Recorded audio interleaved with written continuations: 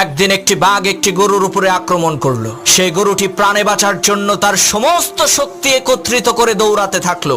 দৌড়ানোর এক পর্যায়ে গরুটি একটি পুকুরের মধ্যে লাফ দিল।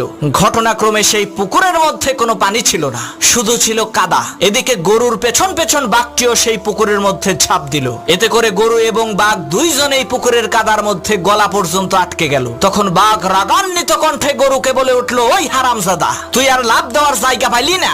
তুই ডাঙ্গায় থাকলে তোকে না হয় একটু মজা করে খাইতাম, কিন্তু এখন তো তুইও মরবি, আমাকেও মারবি। তখন গরু বলল, বাঘ ভাই, তোমার কি কোনো মালিক আছে নাকি? তখন বাঘ বলল, আরে আহাম্মক, আমি হচ্ছি বনের রাজা, আমার মালিক হবে কে? তখন গরু বলল, বাঘ ভাই শোনো, তোমার মালিক না থাকলেও আমার কিন্তু মালিক আছে।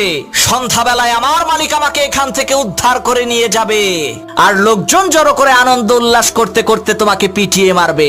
মনে রাখবা মুসলমান, তোমারও কোনো ভয় নাই, তোমারও একজন মালিক আছে।